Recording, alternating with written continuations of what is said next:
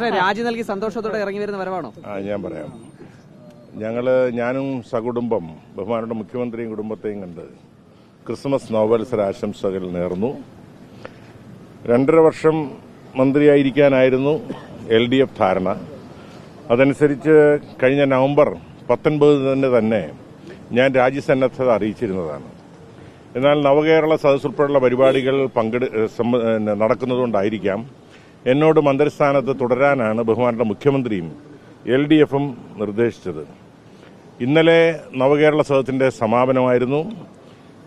ബഹുമാനപ്പെട്ട മുഖ്യമന്ത്രിയും 20 മന്ത്രിമാരും പങ്കെടുത്ത ഈ ചരിത്ര മുഹൂർത്തത്തിന്റെ അധ്യക്ഷനാകാനുള്ള സമാപന സമ്മേളനത്തിന്റെ അധ്യക്ഷനാകാനുള്ള ഭാഗ്യവും അവസരവും എനിക്കാണ് നൽകിയത്.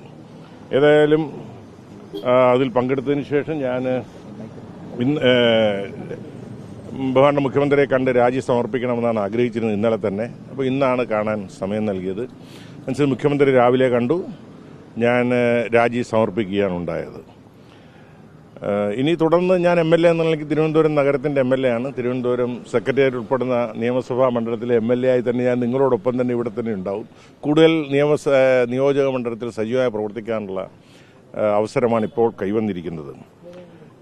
ഏതായാലും നിങ്ങൾ എനിക്ക് കഴിഞ്ഞ 2.5 വർഷക്കാലം നൽകിയ പിന്തുണയ്ക്ക്, പ്രോത്സാഹനത്തിന്, അതുപോലെ തന്നെ പ്രാർത്ഥനയ്ക്കെല്ലാം ഞാൻ അങ്ങേയറ്റം നന്ദി പറയുകയാണ്. ഒരു ചാരിതാർത്ഥ്യം കൂടിയുണ്ട്. KSRTCയും ഉൾപ്പെടുന്ന ഗതാഗത വകുപ്പായിരുന്നു ഞാൻ ഭരിച്ചിരുന്നത്. ഒരുപാട് പ്രതിസന്ധികളിലൂടെ കടന്നു പോകുന്നൊരു വകുപ്പാണത്.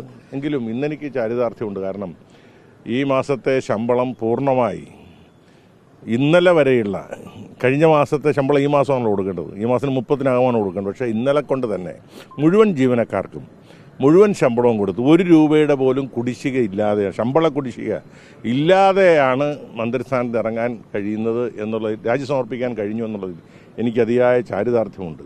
പലപ്പോഴും ജനങ്ങളുടെ ധാരണ KSRTC ജീവനക്കാർ ശമ്പളമില്ലാതെ പ്രവർത്തിക്കുന്നവരാണെന്നാണ് ധാരണ. പക്ഷേ ഇന്ന് അവധിയാണ്. ഇന്നലെ ശമ്പളം കൊടുക്കാൻ കഴിഞ്ഞിരുന്നെങ്കിൽ ക്രിസ്മസിന് ശമ്പളം മുടങ്ങുന്നൊരു സാഹചര്യം ഉണ്ടാകുമായിരുന്നു. ശരിക്കും 30-ാം തീയതി കൊടുത്താൽ മതി. പക്ഷേ പ്രത്യേകമായ ക്രമീകരണങ്ങൾ നടത്തിക്കൊണ്ടാണ് ഗവൺമെൻറ് പ്രത്യേകമായ സഹായം നൽകി. ഇന്നലെ രാത്രിക്ക് മുമ്പ് തന്നെ KSRTCയിലെ മുഴുവൻ ജീവനക്കാർക്കും ഇതുവരെയുള്ള മുഴുവൻ ശമ്പളവും കുടിശ്ശികയും കൊടുത്ത് തീർത്തു എന്നുള്ള ഒരു സന്തോഷ വർത്തമാനം കൂടി നിങ്ങളോട് പറയുവാൻ ആഗ്രഹിക്കുന്നു. ഈ മാസം തന്നെ KSRTCക്ക് 121 കോടി രൂപയുടെ സഹായമാണ് നൽകിയത്, ഈ മാസം മാത്രം. അപ്പോൾ തുടർന്ന് ഇനി നല്ലൊരു ബേസ് ഉണ്ടായിട്ടുണ്ട് KSRTCക്ക് ഉൾപ്പെടെ. അപ്പോൾ അതുകൊണ്ട് ഇനി നന്നായിട്ട് കുറച്ചുകൂടെ മെച്ചപ്പെട്ട അന്തരീക്ഷത്തിൽ മുന്നോട്ട് പോകാൻ കഴിയുന്ന ഒരു അവസ്ഥയിലേക്കാണ് എത്തിച്ചിരിക്കുന്നത്. എല്ലാവർക്കും ക്രിസ്മസിൻ്റെയും നവവത്സരത്തിൻ്റെയും മംഗളാശംസകൾ ആത്മാർത്ഥമായി നേരുന്നു. ഞാൻ പറഞ്ഞു തരട്ടെ, നിങ്ങൾ നൽകിയ പിന്തുണയ്ക്ക്, സഹായത്തിന്, സഹകരണത്തിന് ഒരിക്കൽ കൂടി നന്ദി. മാധ്യമങ്ങളുമായിട്ട് ഞാൻ നല്ലവണ്ണം എല്ലാ കാര്യങ്ങളും നമ്മൾ ഇൻട്രാക്ട് ചെയ്താണ് മുമ്പോട്ട് പോയത്. തുടർന്നും അതുണ്ടാകും.